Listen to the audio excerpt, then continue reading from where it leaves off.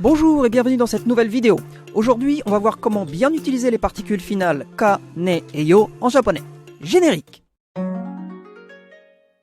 Ces fameuses particules ka, ne et yo, c'est souvent les premiers sons qu'on reconnaît à l'oreille quand on écoute du japonais. Et c'est pas un hasard puisque ces particules finales sont très utilisées. Il n'est pas toujours facile de traduire précisément en français ces particules finales parce qu'elles expriment surtout un niveau de connaissance. Par niveau de connaissance, je ne parle pas de la culture de chacun ou de son niveau d'intelligence, mais de sa connaissance par rapport à une situation donnée. Pour y voir plus clair, regardons ce joli tableau et prenons l'exemple suivant. Ashita wa haremasu. Le sens de base de cette phrase, c'est « demain il fera beau », mais le « a » entre crochets viendra modifier ce sens. Si je ne sais pas que demain il va faire beau, autrement dit, si je n'ai pas ce niveau de connaissance, je vais utiliser la particule « ka » pour exprimer mon interrogation. Ashita wa haremasu ka? En général, l'utilisation de ka ne pose pas trop de problèmes. Là où ça se complique un peu, c'est pour l'utilisation de ne et de yo. Comme on les entend souvent, on a tendance à les répéter sans faire attention au fait qu'elles expriment deux nuances complètement différentes. Si je sais que la personne avec qui je parle a le même niveau de connaissance que moi, alors j'utiliserai la particule ne. Ashita wa haremasu ne. Un petit avertissement par rapport à l'utilisation de la particule ne. C'est une particule que les enfants et les jeunes filles utilisent beaucoup. C'est mignon et ça sonne un peu kawaii, mais dans la bouche d'un adulte, quand c'est trop ou mal utilisé, ça fait très enfantin et pas forcément kawaii. Donc, utilisons-la sans en abuser. Passons maintenant à la particule yo.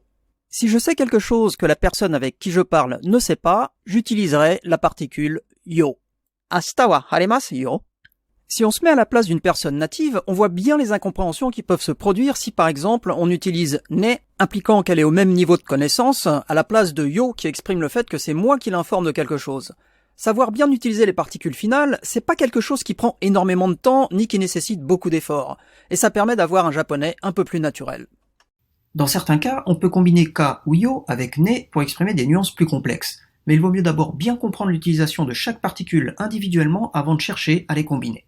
Pour finir, cette vidéo est en fait une version concentrée, simplifiée et en français d'une vidéo sur les shujoshi, c'est comme ça qu'on appelle les particules finales en japonais, que j'ai trouvée sur YouTube. La vidéo en question était très bien faite, mais elle était entièrement en japonais et en partie en Kansai-ben, le dialecte du Kansai, ce qui ne facilite pas les choses pour nous apprenants de japonais. J'en ai donc repris les grandes lignes, mais je t'encourage à visionner la vidéo d'origine dont tu trouveras le lien dans la description. Et pour te faciliter la tâche, voici la liste des termes japonais qui apparaissent dans le tableau de la vidéo d'origine. Kobi. C'est la terminaison, elle est matérialisée par le A entouré en rouge dans le tableau de la vidéo d'origine. Hanashite, c'est la personne qui parle. Kikite, c'est la personne qui écoute, l'interlocuteur. Shitteiru signifie c'est, autrement dit possède ce niveau de connaissance et est symbolisé par un cercle noir dans le tableau d'origine. Shiranai signifie ne sait pas, autrement dit ne possède pas ce niveau de connaissance et est symbolisé par une croix noire dans le tableau d'origine. En fonction de ton niveau de japonais, tu pourras aussi en apprendre plus dans la vidéo d'origine sur l'utilisation de ne et constater que parfois, les japonais eux-mêmes se trompent dans son utilisation. Voilà, j'espère que cette vidéo t'a plu. Si tu souhaites en voir d'autres dans le futur et soutenir la chaîne, ça serait hyper sympa de t'abonner et d'activer les notifications. Bon apprentissage et à bientôt!